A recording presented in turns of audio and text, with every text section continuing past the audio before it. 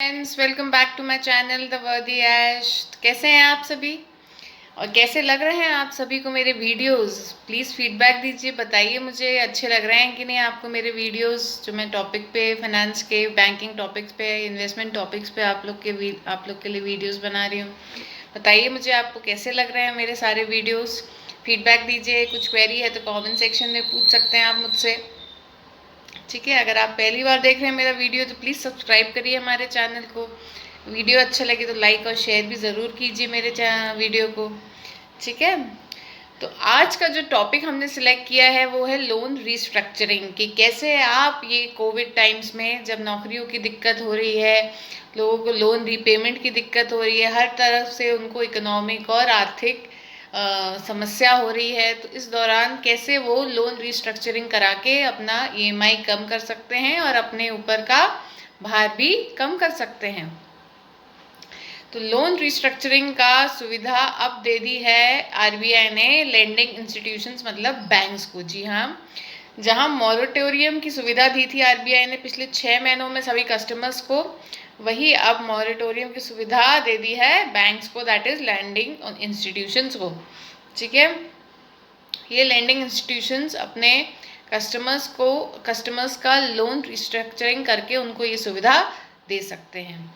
अब पहली बात तो कौन कौन से लोन रिस्ट्रक्चर हो सकते हैं, तो पहले हैं कॉरपोरेट लोन जो रिस्ट्रक्चर हो सकते हैं। कॉरपोरेट लोन जो बड़ी कंपनियां लेती हैं बैंक से, उन्हें हम कॉरपोरेट लोन्स कहते हैं।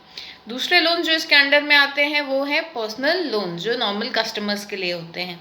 अब इसके पर्सनल लोन में कौन कौन से लोन आ जाते हैं? सबसे पहले आता है कस्टमर क्रेडिट लोन, ठीक है। दूसरा आता है एजुकेशन लोन और तीसरा आता है होम लोन्स। ये बेसिक लोन सभी लेते हैं बैंक से अपने नीड्स के अकॉर्डिंग। तो ये सभी लोन्स को आप रिस्ट्रक्चर करा के अपने अकॉर्डिंग इनका वैल्यूएशन करवा सकते हैं। What is restructuring of loans? ना, रिस्ट्रक्चरिंग ऑफ लोन्स वो होता है जिसके तहत आपका जो लोन ऑलरेडी बैंक में चल रहा है उसको आप फिर से उसका वैल्यूएशन करके उसकी टेन्योर बढ़ा के उसकी ईएमआई कम करवा सकते हैं। जी हाँ, उसका टेन्योर ज़रूर बढ़ जाता है, पर फॉर द टाइमिंग जैसे अभी लोन रिपेमेंट में लोगों को दिक्कत आ रही है, बैंक्स का एनपीए रेशो बढ़ रहा है और लोन्स में रीपेमेंट में बहुत लोगों को दिक्कत आ रही है, तो इस दौरान वो अपना ईएमआई कम करवा के अपना लोन रीपेमेंट का टेन्योर बढ़ा के अपना भार अपने ऊपर से कम कर सकते हैं, ठीक है। अब सबसे इम्पोर्टेंट सवाल कि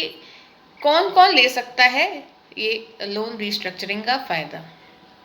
आरबीआई कहती है कि जिसने अपना लोन 1 मार्च 2020 तक अच्छे तरीके से पे किया है बैंक को, without any default, without any missing of payment, अच्छे तरीके से फुल पेमेंट्स किए हैं 1 मार्च 2020 तक, वो लोन रिस्ट्रक्चरिंग का फ़ायदा बैंक्स के थ्रू ले सकते हैं।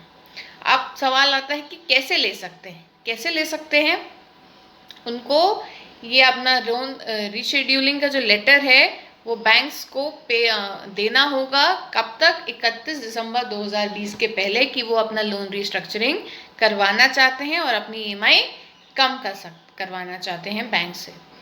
अब लोन रिस्ट्रक्चर अगर आपका हो जाएगा तो सबसे इम्पोर्टेंट बात जो मैं आपको बताना चाहती हूँ, लोन रिस्ट्रक्चरिंग होने के बाद आपका लोन स्टैंडर्ड लोन कहलाएगा।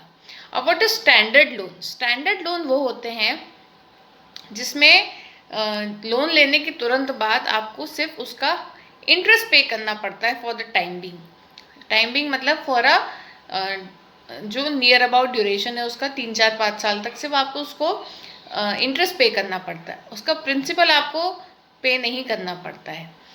प्रिंसिपल आपको तब पे करना पड़ता है जब आपका इंटरेस्ट उसमें जब पूरा पे हो जाता है, फिर आप उसका प्रिंसिपल पे कर सकते हैं। मतलब उसका टेन्योर ज़्यादा होता है पर प्रिंसिपल बाद में पे करना पड़ता है, इसलिए उसकी ईएमआई कम आती है। इसीलिए रिस्ट्रक्चरिंग ऑफ लोन्स के बाद वो स्टैंडर्ड लोन कहलाएंगे, ठीक है।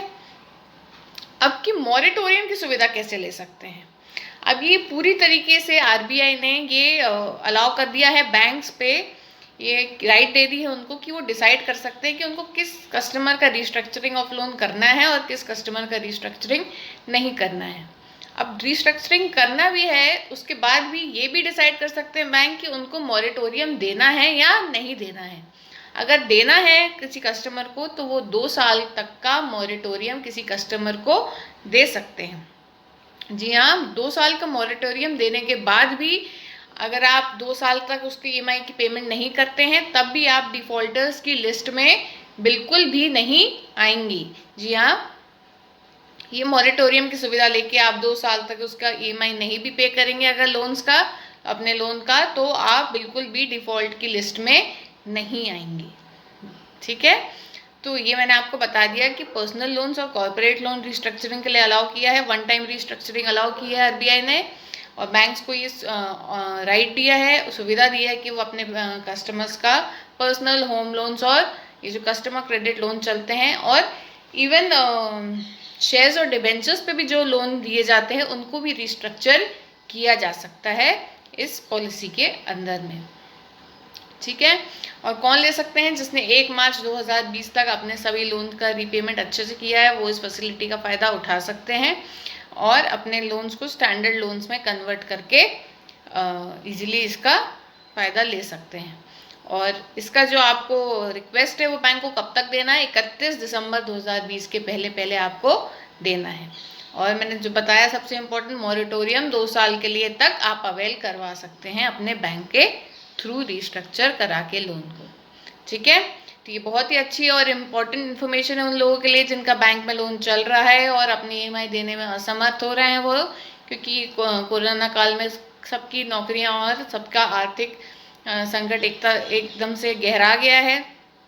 तो इस दौरान ये लोन का रिस्ट्रक्चरिंग करा के अपना जहाँ 6 महीने का मॉरेटोरियम की सुविधा सरकार ने दी थी, अभी उसी प्रकार से वो ख़त्म करके अब 2 साल की मॉरेटोरियम की सुविधा बैंक से आप लेके अपना जो ये रिस्ट्रक्चरिंग करवा के अपना लोन का जो भार है अपने ऊपर से कम कर सकते हैं। ठीक है, तो कैसा लगा आज का वीडियो? अगर आपको अच्छा लगे तो प्लीज़ लाइक और शेयर करिए और सबसे इम्पोर्टेंट सब्सक्राइब करिए हमारे चैनल को, ताकि ऐसी बैंकिंग रिलेटेड और फाइनेंस रिलेटेड अपडेट्स आप तक रेगुलरली मेरे थ्रू आते रहें।